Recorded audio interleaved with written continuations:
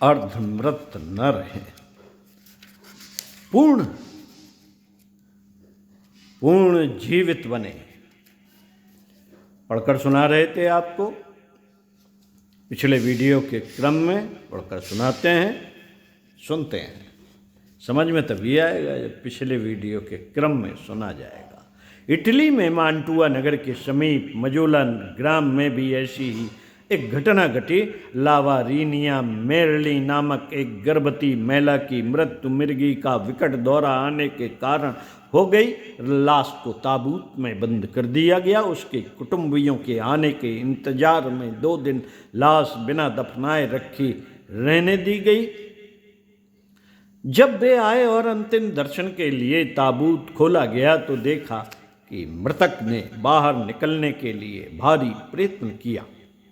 इससे उसका शव क्षत विक्षत हुआ। इतना ही नहीं, उसने 7 महीने के गर्भ को जन्म भी दिया।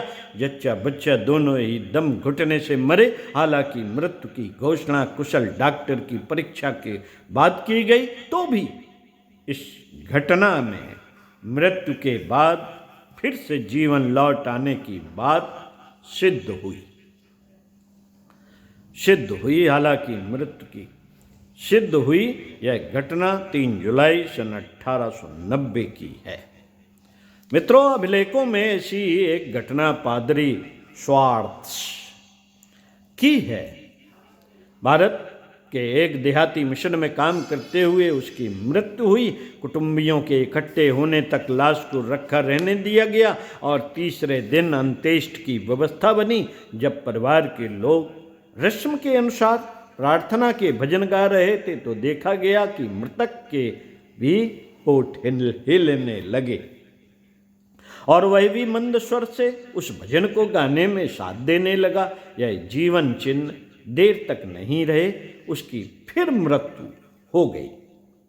पर इसमें संदेह नहीं रहा कि एक बार मृत्यु के मुख से फिर वापस लौट आया।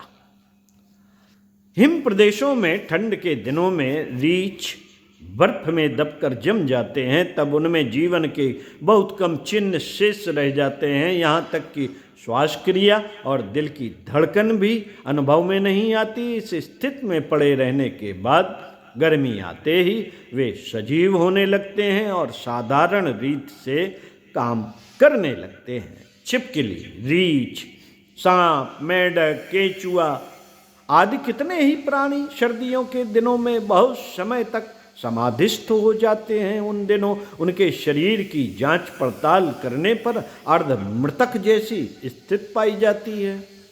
कई बार मृत्यु घोषित कर देने पर भी पूर्ण मृत्यु नहीं होती। जीव कोशों में जब तक जीवन रस मौजूद है, भले ही वह न्यून मात्रा में हो, जीवन वापस लौट आने की संभावना बनी रहेगी। कई बार तो वे मौत के 120 घंटे बाद तक जीवित पाए गए। मरे हुए मनुष्यों के कुछ घंटे बाद जीवित हो उठने के समाचार यदा कदा मिलते हैं। इनमें यही कारण होता है कि जीवन रस की मात्रा पूरी तरह समाप्त नहीं हुई होती और उसके सजग हो उठने पर कोश भी काम करने लगते हैं और मृत्यु का स्थान जीवन ले लेता है। यह पुनर्जीवन क्षणिक हो या स्थायी, यह भी कोशों की स्थिति और उनमें भरे जीवन रस की स्थिति पर ही निर्भर करता है। यदि जीव कोशों की उसमें भरे जीवन रस की विकृत रोकी जा सके, उन्हें पुनः पोषण दिया जा सके, तो मनुष्य अति दीर्घजीवी हो सकता है।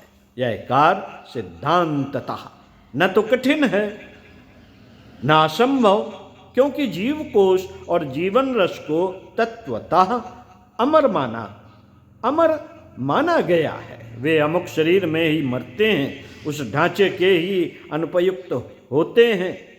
वस्तुतः उनका विनाश नहीं होता। शरीर के मर जाने पर भी अपना मूल अस्तित्व बनाए रहते हैं और किसी अन्य रूप में परिवर्तित होकर अपनी नवीन कार्य पद्धति का पुनः आरंभ करते हैं। आत्मा की तरह वह जीव कोश भी अमर ही कहे जा सकते हैं। इन्हें जीर्ण या विकृत होने से उनकी अधिक देर तक जीर्ण या विकृत होने से जितनी अधिक देर तक उन्हें रोका जा सकेगा उतनी ही लंबी जिंदगी संभव हो जाएगी। मृत्यु के बाद जिस तरह वे नया जन्म धारण कर नई जिंदगी आरंभ करते हैं वैसी ही प्रक्रिया यदि पुराने शरीर में आरंभ कराई जा सके तो उसी काया में रहते पुनर्जीवन आरंभ हो सकता है। इसे अध्यात्म की भाषा में कायाकल्प कहते हैं। कभी इस प्रयोजन की पूर्ति में योग एवं आयुर्वेद की सम्मिलित प्रक्रिया सफल भी रही है। च्यवन ऋषि का वृद्ध शरीर अश्वनी कुमार की चिकित्सा से नव यौवन संपन्न हुआ था। राजा ययाति ने भी वृद्धावस्था से लौटकर पुनः यौवन प्राप्त किया था। इसका अर्थ है कि अर्धमृत किसी स्थिति में भी पुनः प्रखर जीवंतता की ओर लौटा जा सकता है। पूर्ण मृत्यु तब होती है जब मस्तिष्क के कोषों सेल्स को इतना आघात पहुंच जाए कि वे सदैव के लिए काम करना बंद कर दें। हृदय और सांस की क्रियाएं बंद हो जाती हैं तब भी मस्तिष्क काम करता रहता है। इससे निर्विवाद साबित होता है कि चेतना का प्रत्यक्ष संबंध शरीर से नहीं मानसिक शक्तियों से है।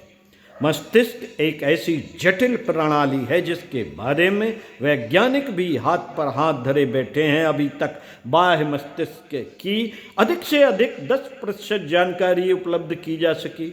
मध्य मस्तिष्क मिडिल ब्रेन की तो कुल 3% ही जानकारी हो सकी। इसलिए वैज्ञानिकों के लिए मृत्यु अब भी रहस्य बनी हुई है।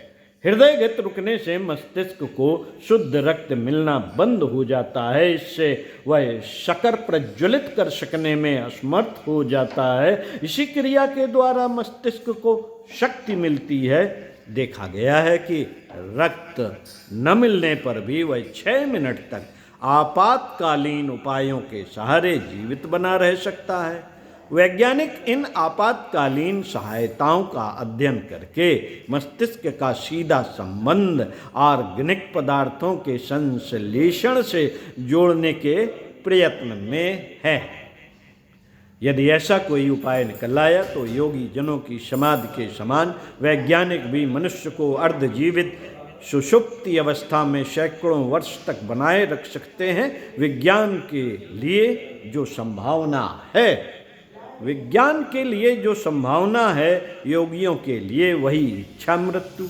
चेतना की अमरता की परिपूर्ण जानकारी भारतीय तत्ववेत्ताओं ने मानसिक एकाग्रता ध्यान और समाधि के द्वारा प्राप्त करके ही यह बताया।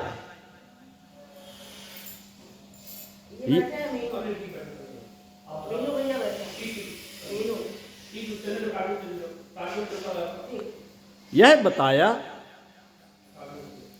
कि देनो अश्मिमन्यथा देहे कौमारम यौवनम जरा तथा देहांतर प्राप्ति धीरस्तत्र न मुह्यति। गीता 2/13। अर्थात जिस जीवात्मा की इस देह में कुमार युवा और वृद्ध अवस्था होती है वैसे ही वह अन्य शरीर की भी प्राप्ति करता है। धीर पुरुष शरीर में मोहित नहीं होते। न जायते म्रियते वा कदाचिन्नायं भूत्वा भवति वा न भूयः अजो नित्यः शाश्वतोऽयं पुराणो न हन्यते हन्यमाने शरीरे।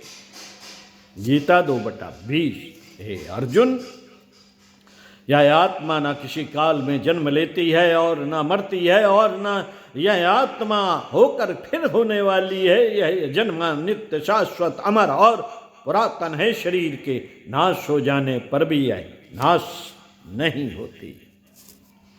यह नाश नहीं होती। साथियों, शरीर के कोषों को सुरक्षित रखकर लंबे समय तक चेतना को अमर बनाए रखा जा सकता है, पर यह केवल तभी संभव है जब मस्तिष्क की आदि चेतना बनी रहे। ऐसा भी हुआ है कि जब मस्तिष्क के एक दो शैल मात्र जीवित बने रहे हों और उनसे मृत शरीर को कई महीने बाद भी पुनर्जीवन दिया गया हो। प्लूटो आदि की लंबी यात्राओं में भी अंतरिक्ष यात्री को ऐसे उपकरणों में घेर कर लिटाया जाएगा जो अचेतावस्था एनाबायोसिस में निद्रा का नियंत्रण और रक्षा करते रहेंगे, क्योंकि वैज्ञानिक जान गए हैं कि चेतना को बांधा नहीं जा सकता, अधिक से अधिक अवस्था परिवर्तन किया जा सकता है, क्योंकि मृत्यु स्वयं भी एक अवस्था परिवर्तन है। साथियों, मिलते हैं अगले वीडियो में पुनः इसी पुस्तक के साथ। ओम